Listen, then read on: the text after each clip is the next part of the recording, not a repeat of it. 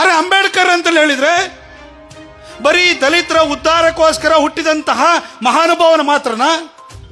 ನಿಮ್ಮ ಮನೆ ಒಳಗಡೆ ನೀವು ಭಕ್ತಿಯಿಂದ ನೀವು ಯಾವುದೇ ದೇವರನ್ನ ಪೂಜೆ ಮಾಡಲಿ, ನೀವು ನಿಮ್ಮ ಧರ್ಮಗ್ರಂಥ ನಿಮ್ಮ ಮನೆ ಒಳಗಡೆ ನಿಮ್ಮ ಭಗವದ್ಗೀತೆ ಇರ್ಬೋದು. ನಿಮ್ಮ ಮನೆ ಒಳಗಡೆ ನೀವು ಭಕ್ತಿಯಿಂದ ಶ್ರದ್ಧೆಯಿಂದ ಬದ್ಧತೆಯಿಂದ ನೋಡುವಂತಹ ಧರ್ಮಗ್ರಂಥ ನಿಮ್ದು ಕುರಾನ್ ಇರ್ಬೋದು. ಹಾಗೆ ನಿಮ್ಮ ಮನೆ ಒಳಗಡೆ ನೀವು ಬೈಬಲ್ ಇಟ್ಕೊಂಡಿರ್ಬೋದು. ಮನೆಯಿಂದ ಆಚೆಗೆ ಕಾಲು ತೆಗೆದು ಕೂಡಲೇ ಒಂದು ಸಂಕಷ್ಟ ಆಯ್ತು ಅಂತಂದ್ರೆ, ಒಂದು ಸಣ್ಣ ಸಮಸ್ಯೆ ಆಯ್ತು ಅಂತ ಹೇಳಿದ್ಕೊಡ್ರೆ ನಿಮ್ಮ ಭಗವದ್ಗೀತೆ ನಿಮ್ಮ ಉಪಯೋಗಕ್ಕೆ ಬರಲ್ಲ, ನಿಮ್ಮ ಕುರಾನ್ ನಿಮ್ಮ ಉಪಯೋಗಕ್ಕೆ ಬರಲ್ಲ, ನಿಮ್ಮ ಬೈಬಲ್ ನಿಮ್ಮ ಉಪಯೋಗಕ್ಕೆ ಬರಲ್ಲ. ನಿಮಗೆ ಪ್ರೊಟೆಕ್ಷನ್ ಅನ್ನು ಎಲ್ಲಿಂದ ಕೇಳ್ತೀರಿ ಹೇಳಿ?